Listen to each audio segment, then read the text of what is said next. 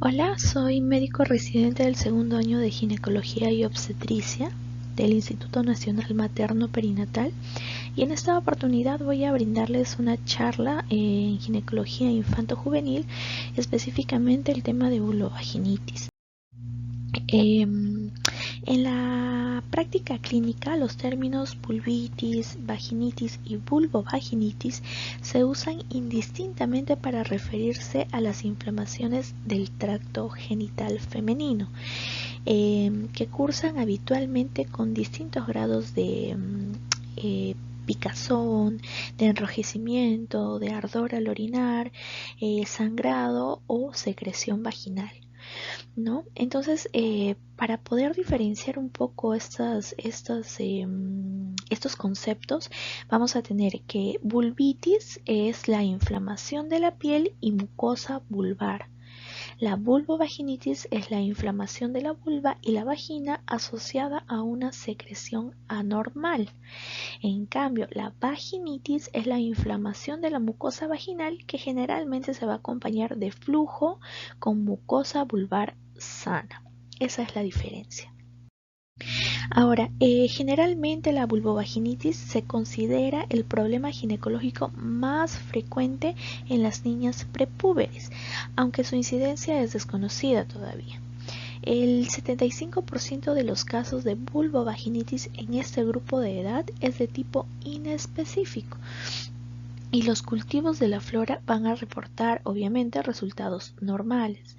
En la niña prepúber existen condiciones anatómicas, fisiológicas, es decir, propias de ellas y sobre todo higiénicas diferentes a la de un adolescente, ¿no? Y sobre todo a la de una mujer adulta, y que estas características la van a hacer especialmente susceptibles a este cuadro, ¿no? Está condicionado por la extensión de bacterias respiratorias o fecales al perineo a través de las manos, ya sea por los malos hábitos higiénicos. Y la gran mayoría de los problemas ginecológicos de la niña y también de la adolescente se pueden diagnosticar principalmente a la anamnesis y sobre todo a una buena exploración física. Ahora, vulvovaginitis. Vamos a definir este concepto como la inflamación de la mucosa vulvar, es decir, una vulvitis, más irritación, más descarga vaginal, es decir, vaginitis. La vulvovaginitis puede clasificarse, como ya les estaba mencionando, tanto en específicas como en inespecíficas. Ahora, las inespecíficas, en estas se van a caracterizar porque se va a encontrar una flora bacteriana generalmente mixta, constituida por gérmenes que habitualmente se encuentran en la vagina y que no están bien definidos para la paciente prepúbera, ¿no? Y en algunos casos puede mostrar algún organismo predominante, ¿no? Uno más que otro. Y las específicas en las que ya se tiene un germen como tal.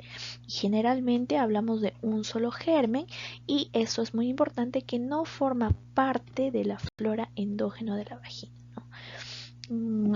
Alguien extraño dentro de los microorganismos que habitan normalmente la vagina. Ahora, la recién nacida tiene la vagina con gran cantidad de estrógeno, ¿no? Y con una secreción mucosa rica en glóbulos rojos, y esta situación dura más o menos entre 2 a 3 semanas post nacimiento. Posteriormente a esto, el epitelio de las niñas preadolescentes va a constituir uno de los factores fundamentales que hace que la mucosa vaginal sea susceptible a la infección en este grupo de edad principalmente. Entonces, esta mucosa se va a caracterizar por ser delgada, por ser de capas muy de pocas capas, con un pH alcalino que hace que sea más sensible, o sea, es decir, es menos ácida, ¿no? que la de una mujer adulta, ¿no? Esta menor acidez de la vagina hace que sea más sensible a la invasión por bacterias patógenas, ¿no? Entonces, en todos estos niveles anatómicos y fisiológicos de la paciente, todo este conjunto de características va a hacer que la paciente esté predispuesta a una atrofia vaginal con una mucosa delgada y atrófica por deficiencia de estrógenos, a una disminución de los bacilos de Doederling, que son la flora normal, ¿no? en la mucosa vaginal, el orificio vaginal no protegido por los labios, encontrándose más próximo al ano, la falta de vello púbico y la grasita que encontramos en los labios mayores, también eso es un factor predisponente, ¿no? El abuso sexual, lamentablemente, los irritantes vaginales, por ejemplo, los jabones, ¿no? Los cuerpos extraños o episodios de vulvovaginitis previos, los parásitos como los oxiurus, que son uno de los más frecuentes, y una causa muy importante que es la mala higiene, ¿no? y el estreñimiento. Ahora, cuando hablamos de vulvovaginitis inespecífica, estamos hablando, bueno, según diversos estudios, se dice que solo un tercio de los casos de todas las solo un tercio de todas las vulvovaginitis en la infancia van a ser producto de bacterias específicas, solo un tercio. Siendo la mayoría de los casos a esta edad, como ya les había mencionado, las vulvovaginitis inespecíficas y secundarias a estímulos físicos o químicos, ¿no? En ese caso se van a caracterizar por una flora bacteriana mixta, es decir, muchos microorganismos, diferentes microorganismos, y bueno, hay autores, según los estudios, ¿no? que incluso ellos argumentan que esta entidad debería considerarse una variante de las dermatitis atópicas, ¿no? Ya que algunas niñas son especialmente sensibles a una serie de irritantes, como por ejemplo los jabones, ¿no? O una mala higiene, o la ropa ajustada, y el prurito, o sea, la picazón que que estas niñas presentan en la vulva, sería la manifestación de esta dermatitis, ¿no? Por eso el postulado que sale de ahí. Entonces, típicamente en estas vulvovaginitis el flujo va a ser mucoide. No es purulento, es de escasa cantidad, no tiene olor. Entonces, eso es lo que va a caracterizar a esta vulvovaginitis inespecífica. Y en la mayoría de los casos no se precisa tratamiento antibiótico sistémico, ¿no? Y la correcta aplicación de una serie de normas higiénicas llevarían a la mejoría de un cuadro clínico, ¿no? Entonces, ¿cuáles serían estas normas? Por ejemplo, evitar las ropas interiores ajustadas, ¿no? O cualquier tipo de los pantalones ajustados, pero sobre todo las ropas interiores ajustadas. Evitar las pijamas que no permitan una buena circulación de aire, ¿no? La ropa sintética, ¿no? Deberían usar prendas de algodón sobre todo, ¿no? Para sobre todo durante la noche, ¿no? Un camisón o evitar pantalones también, pues, ¿no? Los cambios frecuentes de ropa interior es una gran medida. Realizar un doble aclarado en esta ropa para evitar a ver, cuando no se enjuaga bien la ropa y quedan restos de estos jabones, eso es un predisponente. Entonces, para evitar esto hay que hacer un doble, un buen enjuagado de las ropas, ¿no? Revisar la correcta higiene de la niña, esto es muy importante, ¿no? Se debe, o sea, es bueno darle independencia a las niñas, pero siempre bajo vigilancia, ¿no? Se debe prestar especial atención a la limpieza de la zona anal, después de que ellas hayan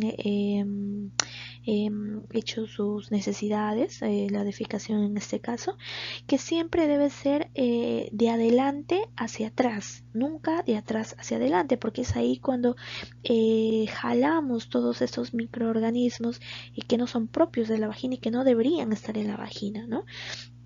Entonces, para evitar, como les decía, la introducción de estos patógenos, ¿no? Propios de la mucosa, de la materia fecal. Otra gran medida también sería el baño diario con agua tibia sin jabón. Por favor, esto es muy importante. No se debe realizar el lavado genital con jabones, con ningún tipo de jabón. O sea, lo ideal es hacerlo solamente con agua. ¿Ya? En ocasiones, sí, en casos específicos se podría usar productos antisépticos o cremas protectoras. Por ejemplo, el óxido de zinc es muy bueno, ¿no? Por otro lado, si la vulva está muy rojita o inflamada, lo que va a servir es la aplicación de compresas de agua fría. Al contrario que se piensa compresas de agua tibia o calientitas, no, es compresas de agua fría y el uso de de alguna cremita para proteger la piel, ¿no? De la mucosa de esta zona.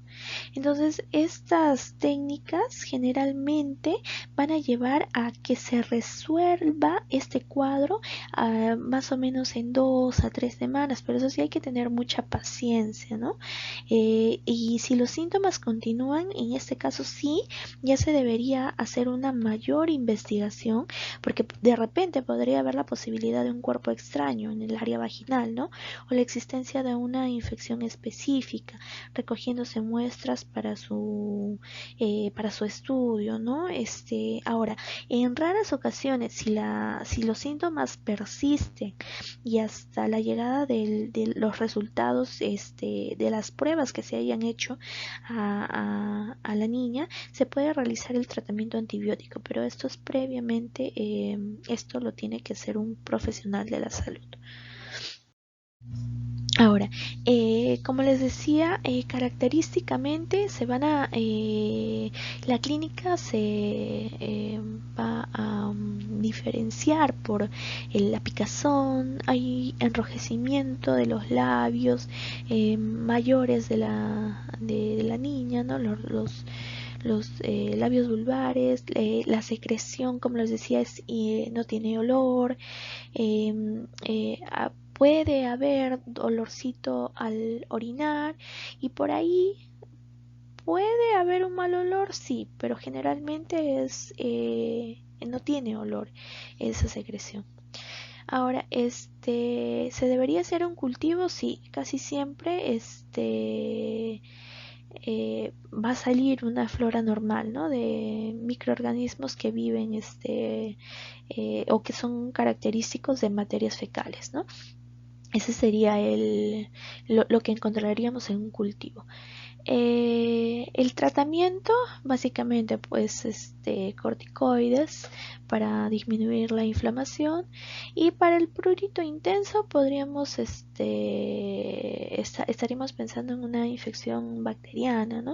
En ese caso podríamos dar antibióticos, pero como les digo, esto siempre tiene que estar supervisado bajo un profesional de la salud.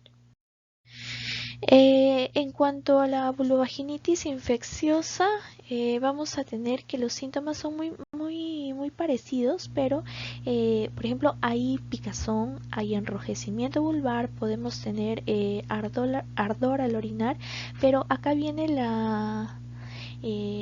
lo que va a caracterizar y lo que lo va a diferenciar de una vulvovaginitis inespecífica, que es la secreción purulenta y sobre todo huele muy mal, ¿no? Eso es lo que va a caracterizarlo y lo que va a diferenciarlo.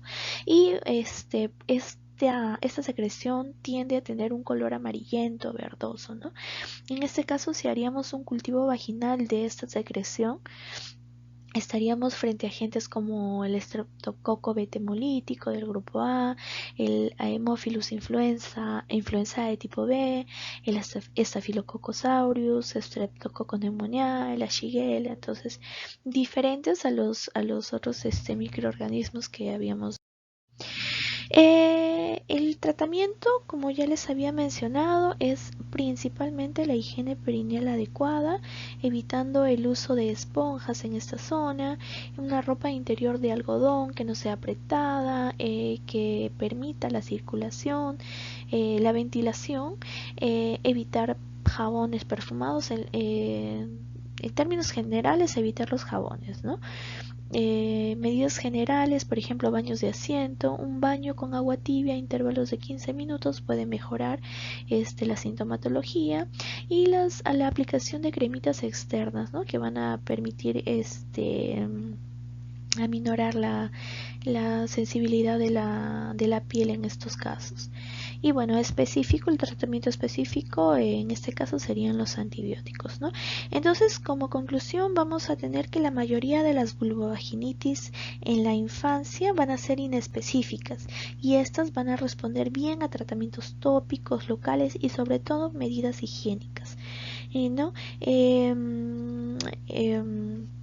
Las causas son de origen respiratorio o entérico, y estas son las causas de las vulvovaginitis específicas, ¿no? Y su presencia debe investigarse en casos persistentes o que no respondan al tratamiento inicial, ¿no? Cuando ya se ha tomado muestras para estudios microbiológicos, ya se debería tratar con un antibiótico oral según el germen que se ha encontrado en los estudios microbiológicos, ¿no? Y sin olvidar que en ocasiones las causas es por un cuerpo extraño intravaginal, y este es el responsable de la persistencia del cuadro, ¿no? Entonces, por otro lado, algunas enfermedades de transmisión sexual pueden manifestarse, ¿no? Como ya les había mencionado, el caso de una violación sexual podría ser la causa de una vulvovaginitis, ¿no? Y bueno, sería todo. Muchas gracias.